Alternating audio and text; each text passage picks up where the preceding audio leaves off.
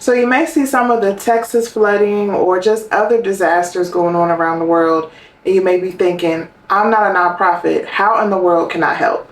I want you to stop right there because there are 5 things that I'm going to talk about in this video that you can do literally starting today so that you can help somebody who's dealing with a disaster or a crisis right now. And number 4 takes less than 2 minutes. So keep watching to hear 5 actionable things you can do to help somebody else today. I'm Tiffany. I teach people to start nonprofits and I teach people how to fundraise from the ground up. So let's get into these 5 tips. Number 1 is really easy and it's make a donation. Make a monetary donation to an organization on the ground. Now, a lot of people will say, well, give to the Red Cross or give to the Salvation Army. But over the years, the trust in those organizations has eroded a little bit. And a lot of people don't want to give to those larger organizations. They want to give to people who they feel like are local to the community and are on the ground. Now, this may shift because what exists in one community may not be the same in another community. You're not going to give to the same nonprofit if something's going on in Louisiana versus Texas, right? So my advice is, if you're confused about where to give, start with the community foundation. A lot of people have never heard of community foundations, but they are foundations that are set up all across the United States, and they are set up regionally. So they are attached to geographic areas, and they collect funds and they manage pots of money for people who want to give money away. They often give away a lot of grants to local nonprofits, and they're very tapped in to the local nonprofit network.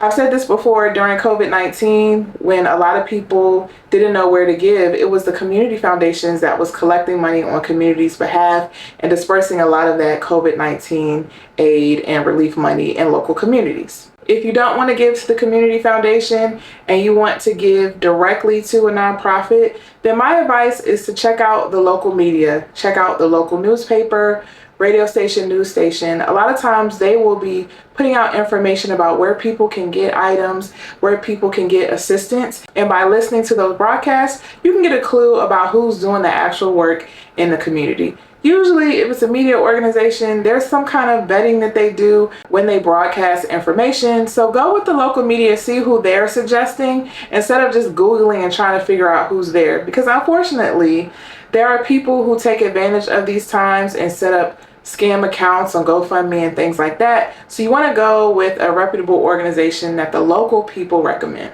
The second thing you can do is organize a supply drive. This is my first piece of advice though, when you want to do something like that. Ask the nonprofits you're going to be donating to, or whatever organization you're donating to, ask them first what they need. Never assume. Never assume you know what they need. Go to them first. And sometimes they're in the midst of responding. So they may not respond to DMs or emails because they're literally responding in the moment, especially right after a crisis. So check out their social media. They may be broadcasting information that they need, or they may be putting it on their website, or try to join their email newsletter because they may be putting out updates. So they may not be able to respond to you one-to-one, but if you're on their newsletter, you can get information about what they may need. So check out local organizations that may be collecting items and figure out what they need. Once you have that, you can use your personal, professional, social networks to start collecting items on people's behalf. It's really great when you can mobilize a larger group of people to pull together your resources. So once you have that list, check out your work folks, your church friends, your local social club, or maybe you have an exercise class, or maybe you do knitting and you have a knitting group, or maybe you're part of an online group. Whatever that is, try to ask those people if they'd like to participate. But here's the thing, when you're doing supply drives or when you're doing fundraising, you gotta be specific. So try to outline some goals. You're trying to collect 50 boxes of diapers, or you want 100 pairs of socks, or you're trying to collect 3,000 cases of water. Whatever it is, you have to give people a sense of what the goal is so they can see where they fit within that goal. It's much more effective than saying, hey, we're collecting items, whatever you can donate, please provide. Be specific when you want something from people, and that will help you streamline your efforts, first of all, because you know what you're collecting and you know what you're not collecting. And then honestly, it will help you reach whatever goal you have faster. And maybe you don't have a goal, and that's okay, but at least put a number to it so people can see where they fit. When you leave it up to people, they don't know whether they should give one thing or three things. Sometimes people get confused, and in that confusion, they don't give, or in that confusion, they kind of hem and haw. So be specific about what you need, but use your resources to do a supply drive. The third thing you can do is volunteer, especially if you are local to the area or you're close to the area. But that's not necessarily the case, because sometimes you can travel to a different location and provide assistance. I have family members who did that with Hurricane Katrina. So even if you're not local to the area, think about organizing a group of volunteers to come together to think about how you want to support whatever volunteer needs there are. A lot of times with natural disasters and storms like that, they need manual labor. They need physical help, maybe moving supplies or passing out supplies, or maybe even some kind of light construction. But there are other ways you can volunteer too, especially immediately after the crisis. If you have some kind of professional skill set, if you are good at organization or administration or accounting, or maybe you are a daycare provider and you're licensed to watch kids and you can provide some babysitting services, whatever skill set that you believe you can bring to the table, ask the nonprofits in that area how you can assist.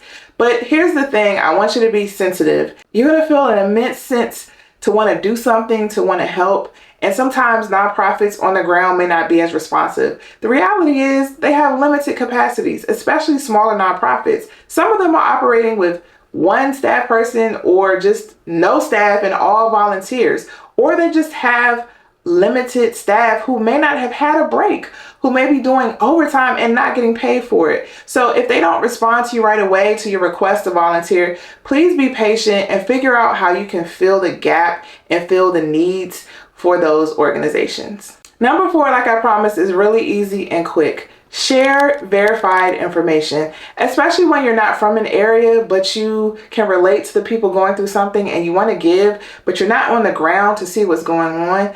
Sharing verified, trustworthy information is very helpful, especially in the time of crisis, because in the world of social media right now, people just share anything. People, I think, get a kick out of sharing incorrect information just to see how far it will go. And sometimes things can have legs, they can take off when they're completely incorrect, when they're completely absent of any fact. So sometimes what people do is they have like a post on social media and they're like, what you can do right now in the time of this crisis.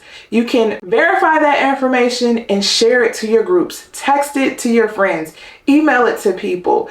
Put it on your Facebook page, share it on Threads or on Instagram or on LinkedIn. The more credible information that gets out there, the better. And if you find that there's something that hasn't been credible or something that's been debunked, share that too. You want to overcome the misinformation that is rampant on social media. One thing you can do to verify, as I said before, check with the local media. They usually have correct information. They usually can point to the right organizations that are actually doing work on the ground. But one thing you might also want to consider are local neighborhood Facebook groups or your local Reddit group. So on Reddit, there are often what's called subreddits, or just they're different communities based on a geographic area. So you can look up the subreddit on that geographic area and you can see what the locals are talking about. You can see what people are sharing. You still got to be careful though, because there are scammers everywhere. But if it's verified in multiple places, you can feel confident about sharing it and just amplify and lift up that information. I think sharing credible, good information and debunking misinformation is one of the most important things you can do, especially in this information age. Number 5 is going to take a little bit more work, but it can be really helpful. You become a hub of information. So in all these different tips, I've talked about other sources where you can get information that's verified. But you can also, especially if you're from an area and you know the area intimately, you can become a hub for resources. Maybe you can't physically do something, or maybe you don't have the funds to donate, but you can compile a list of resources, or you can compile a spreadsheet where people can go to get food or get clothes or get items for babies. Maybe you can compile a spreadsheet of where people can donate. Maybe you can compile a spreadsheet that has the latest news about what's going on. The more information that's credible, as I said before, the better, but you can actually create the forum and the environment to do that. You can do that using a Facebook group. You can do that using the neighborhood app. You can do that using Reddit groups, as I mentioned, LinkedIn groups, text chains. Maybe you are big in your church network. You can set that up within your church network. You can set that up within a professional network. There are so many different options, but you can become the information hub and gather information for people so they can use it and go out and donate or volunteer or do whatever they need to do to find information to help. If you have other tips you want to share with people watching this video, go ahead and comment it below, because we're building a community to help people do good around this world. If you're interested in starting a nonprofit, you can download my free startup checklist. It walks through step by step how to start your nonprofit. And if you're really interested in it, you would love this video where I broke it down for 40 minutes of how to start a nonprofit. Thank you so much for watching, and I will see you in the next one.